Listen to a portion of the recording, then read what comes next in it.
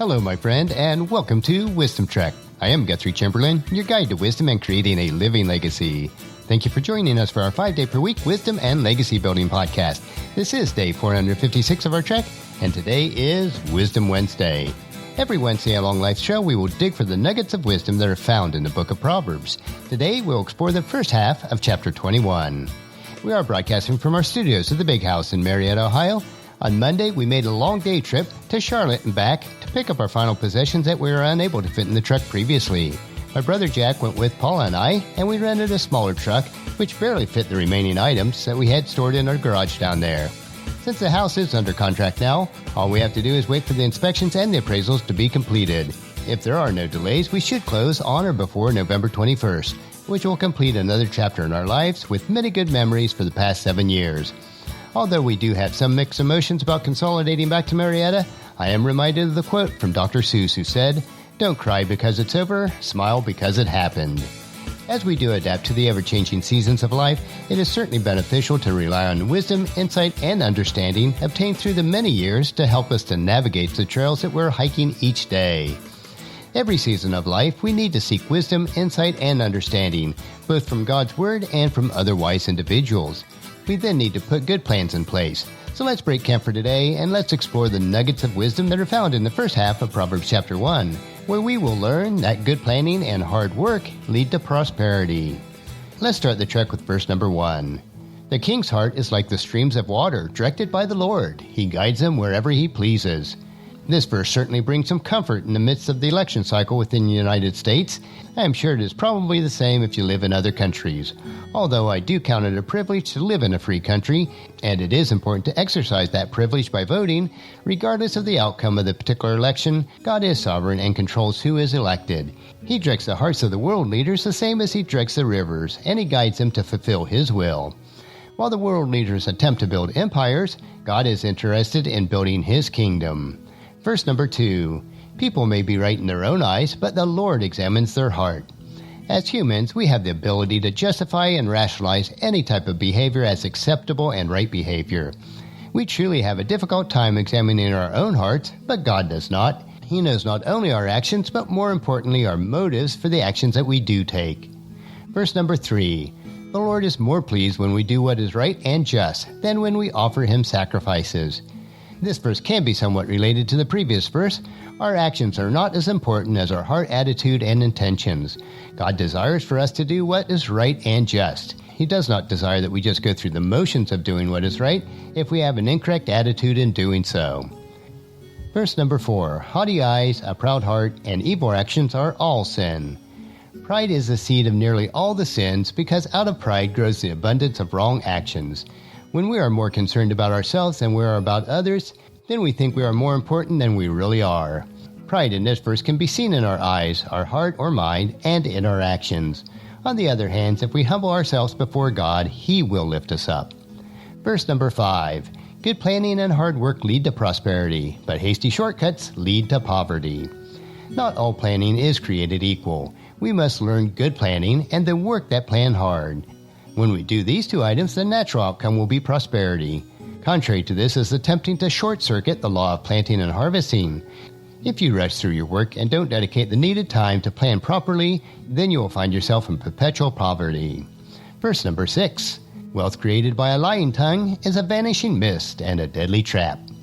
There is never a justification for lying to gain wealth. Some may be successful in doing so, but their wealth is never lasting. It also becomes a snare that will trap the person who practices lying. To continue to gain wealth, they will need to continue their deceitful practices. Wealth actually has no lasting value unless it is used to positively impact the lives of others. Verse number 7, the violence of the wicked sweeps them away because they refuse to do what is just. Individuals that are bent on being mean or violent will be consumed by their own habit. Their lives will become so obsessed with themselves that they have lost their way of life and refuse to change and do what is right and just and fair. Verse number 8, the guilty walk a crooked path, the innocent travel a straight road. There is a distinct difference in the trails that the guilty and the innocent travel. the guilty trail will be crooked, full of seemingly unsurmountable obstructions and detours. The innocent will travel a trail that will take them straight to their destination. Even when they do run into obstacles, they will overcome them and continue on to that destination. Verse number 9, it is better to live alone in a corner of an attic than with a quarrelsome wife in a lovely home. Being in a marital relationship with a spouse who argues or likes to quarrel is a miserable experience. It would be easier to live in a tiny home in a marriage with peace and harmony than to live in a large and beautiful home where there is constant arguments. Verse number 10, evil people desire evil. Their neighbors get no mercy from them. A person who makes a habit of practicing evil, their desire is to consume evil and to spread evil to all that they come in contact with. Those who are closest to them physically and emotionally will be impacted most. Verse number 11, if you punish a mocker, the simple-minded become wise. If you instruct the wise, they will be all the wiser. A mocker is someone who mocks God's love and His justice. They will not change their ways even through the most difficult times. The simple-minded will change their ways from foolishness and begin to become wise because of their fear of punishment. The wise, on the other hand, seek to become wiser, so they welcome instructions with open arms and minds. Verse number 12, the righteous one knows what is going on in the homes of the wicked. He will bring disaster on them. God cannot be fooled or mocked. He knows all. He understands our hearts. Those who practice wickedness may think that they control their own destinies, but it is God who judges their thoughts and intents of their hearts. Verse number 13, those who shut their ears to the cries of the poor will be ignored in their own time of need. God cares for those who are poor and less fortunate. We are here to help those who are truly in need. When they cry out, we should not ignore them. If we do, others will ignore our cries if we are ever in the same situation. Verse number 14, a secret gift calms anger. A bribe under the table pacifies furies. While God is not condoning bribes or pay-to-play scenarios, in many cultures it is a common practice.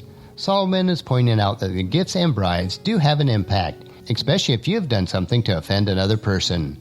The key here is to live a life of integrity at all times, so that you are never in a situation where it requires payoffs or bribes.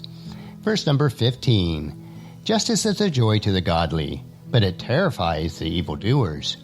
When you are doing what is right, then you can rejoice when justice is administered. When you do not, you will live in fear and anxiousness at all times. Always do what is good and right. And then verse number 16.